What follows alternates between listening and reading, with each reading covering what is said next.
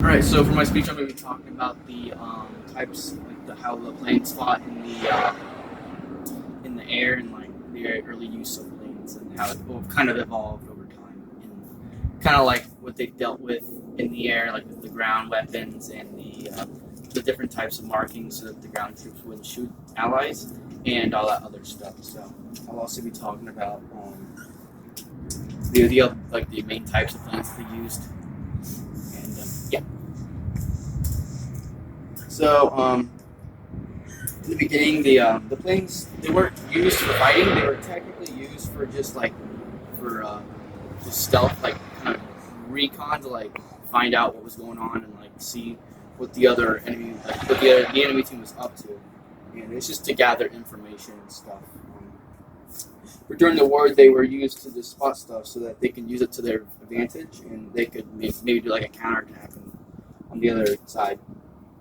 But as other pilots started fighting each other in the air with the planes, they uh, they just used like the normal guns and stuff. And but then by the time they started getting later in the war, they started using bombs and actual machine guns on the planes, which was the most effective. The way they did that though was they used since there was a propeller in the front and the machine gun was like in the cockpit, so the machine gun would have to shoot through the propeller. They made an interrupter. It was an invention created by the Germans that allowed the propeller to be synced with the machine gun, so that it obviously didn't shoot the blades, because then that was obviously not good. But this is my second type of. Oh yeah, here. There's also some dog fights. There was the dog fights or the fights in the air. That's what they're called. But the best pilots are named aces, and there's one in particular, the Red Baron, that you probably have heard of. His real name is Manfred von Richthofen.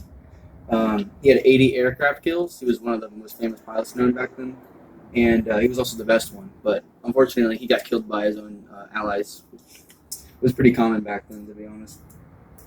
All right. Okay. So we have the types of planes now.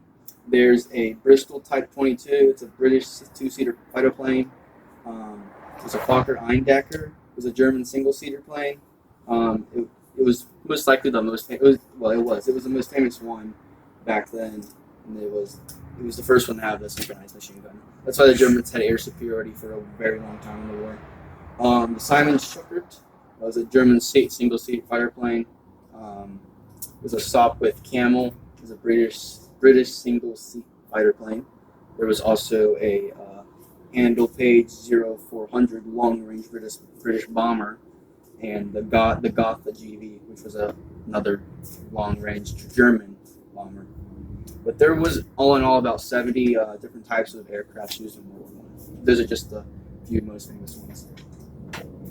And we also got the markings of the planes and stuff, which is right there. Got the British, the American, the German, the French, and Italian. But they were used in the beginning of the war because in the beginning of the war they weren't used because they didn't really have any type of military markings back then, and this obviously caused the friendly fire ground troops to shoot other allied planes and stuff in the air. But later on, they did put markings on their planes that wouldn't happen. Right. There's also some airships that were also included. They were originally by the Germans. They were used for recon and bombings. Germany, France, and Italy did use them, but they were just used for bombing campaigns on Britain and stuff. They were sometimes used in naval battles, but they were called Zeppelins to the Germans. Yeah, that's pretty much it. All right, in conclusion, just to sum it all up, there was about 14,000 Allied pilots that died. I couldn't get the total amount. I don't know why, but it wasn't up there. And then, although half of those deaths did occur during training, which is pretty rough. So the average life expectancy of a pilot was an average of 40 to 60 hours being killed. And Go.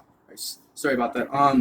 But in conclusion, and to sum it all up, it's just that the planes were kind of evolved into actual fighting. In the beginning, they were just used as recon and crap, and they also just just like the ground troops always shot their allies in the air, and they had to change that with markings. And then you also have the types of planes, and that's it. Thanks for listening.